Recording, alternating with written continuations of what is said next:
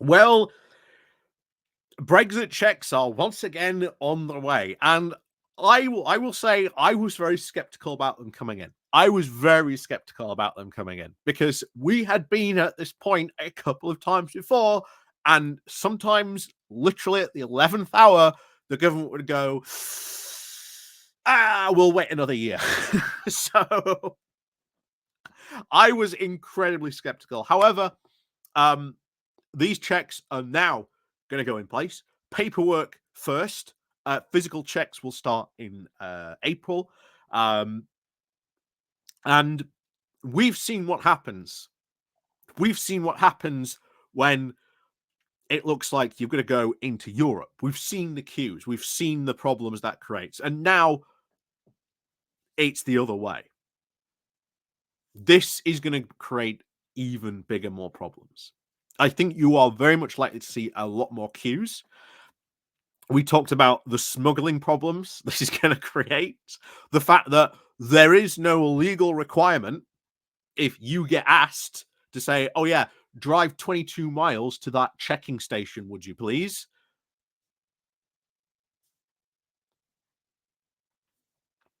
No legal requirement for you to turn up there. There's no system to track you or anything like that, because I know that's what other people are asking. They're like, oh, surely there's got to be a system to track. Surely they're tracking all this. Not for I can see. Not when I've looked into it. I can't find anything about this that they're going to be tracking people. So, as I said at the end of that video, would not surprise me. Would not surprise me if we ended up with a swine flu outbreak because of this smuggling. Because most of this meat, yeah, it's coming from areas where there's a swine flu outbreak. Big reason why, biosecurity, quite the issue. However, of course, 'tis Valentine's Day, so let's do something a bit Valentine's Day related, because there's going to be a lot of guys and probably girls running around today as well, buying flowers, last minute preparations. Hey, it's Valentine's Day. Just look at how busy your flower shop owners today, literally rubbing their hands with glee as they can literally just charge whatever they want for flowers on that particular day. Yeah, trust me, flower shop owners make an absolute mint in the run up to Valentine's Day, and the day itself, more often than not, is their most profitable day of the year. I can't blame them. But we're going to be having a look at the problem that this is once again causing for the flower trade here in the UK. And remember, as we've talked about before, businesses that used to trade with Europe and the problems they found and the cost increases that they had to do, well, guess what? There's now going to be a cost increase, not only for things like flowers, but across the board for a whole range of things. So you're going to see prices in the UK go up for some stuff. Other stuff, it might not. Maybe it might later down the line, but yeah, it'll be interesting to see how much prices do and are affected by these checks when they sort of fully come in April. But for the time being, we'll leave that to one side and we'll come back to that later, because now, as always, please do remember to click on the like, share, and of course, if you are new to the channel, click the subscribe button. And of course, down below, there's links to the Patreon page, the one of today's link called Buy Me Coffee, where you can buy me coffee, the YouTube thank you button, and of course, there's the Pony Club down below as well. And of course, 'tis Wednesday as well. So there is, as always, for the Patreon members and the Pony Club members, a weekly video comes out today. I'll be doing that after this one. So it will probably be out by now. So do remember to go check that out, guys, if you are part of the Pony Club or to the Patreon. So thank you very much to all those people who do help support the channel. Even if you do, just click the like and share button. That helps as well. So as always, let's crack on with this then. So this comes from Reuters talking about this. With the Brexit red tape puts Valentine's Day thorn in UK flower trade. Manchester, England. In giraffe flowers in Manchester, the Northern England is now preparing for its annual Valentine's Day rush, but florists now fear that Brexit trade barriers will increasingly spell higher costs and delays for their business. Because why? Where are most of these flowers grown? They're grown in greenhouses in Europe. There's very few greenhouses that grow flowers specifically here in the UK. Very few. The company operates two shops in the centre of the northern English city and expects to sell at least some 7,000 roses in time for Valentine's Day on Wednesday. Today, Giraffe sells a bouquet of red roses for about £40, but next year it expects that cost will be £50 because of the phased introduction of the post-Brexit customs charges on goods coming from Europe, which have already begun. So think about that. Just for flowers alone, for a bouquet of roses, it's going up by a tenner. Like, that is a substantial increase. You're not talking like a couple of pence here and there. No, you're talking like 10 quid. At that moment, that's a substantial increase. Just imagine what other products this is also going to have an effect on as well.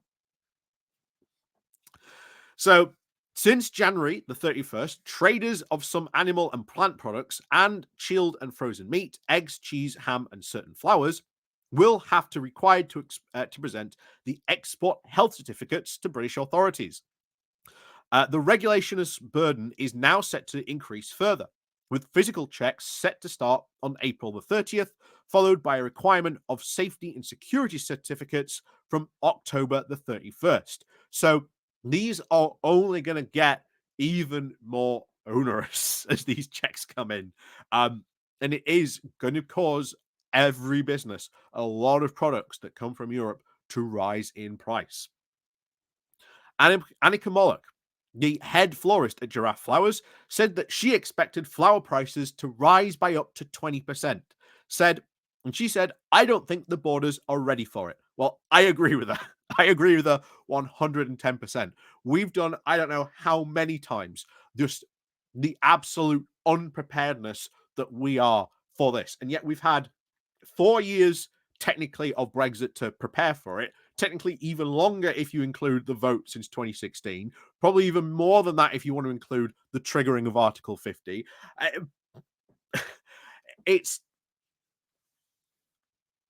There's just been no preparation whatsoever. And if there's no preparation, none of this stuff is ready. Just chaos at the border. Anyway, she continues. She said, I don't think the borders are ready for it. Maybe 2 days of delays because of that. It will affect the quality of the flowers. They will not come to us as fresh as they always do, she said. Yeah, and that is going to be your big problem. For especially a lot of food stuff, flowers, meat, because now you're going to have to make sure that the meat is frozen. That means in a more expensive logistical cost. The florist, Malia, also says that she said the thoughts of the newly arrived order of roses in Giraffe Flowers, the florist shop in Manchester. Oh, hang on.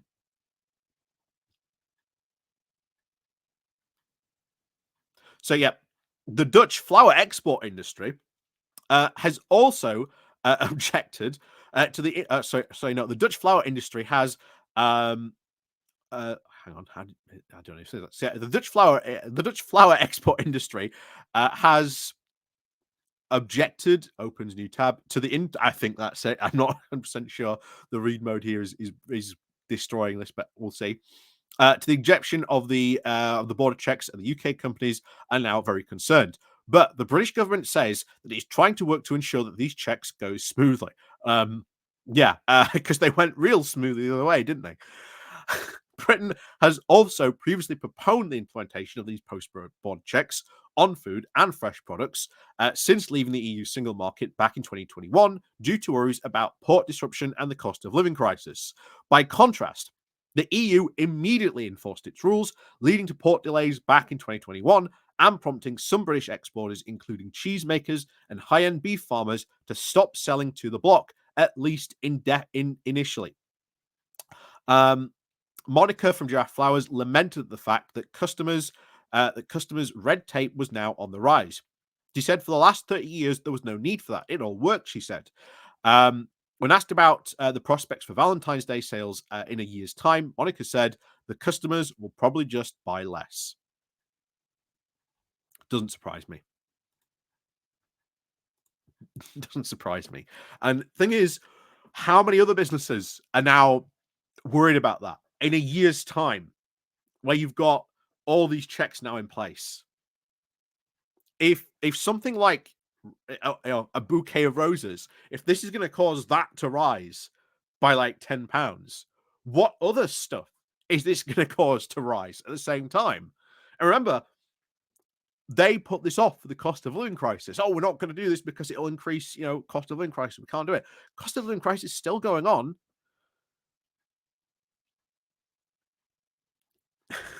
So yeah, continuing, of course, disaster after disaster after disaster. But yeah, as they say, as always, happy Valentine's Day, Brexit. It's been a good one.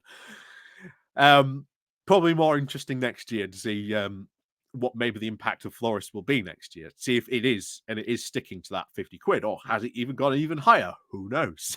We'll find out next year, I suppose. But as always, thank you very much for watching. And of course, as always, please do remember to click on the like and share button on your way out. And of course, we'll see you all next time.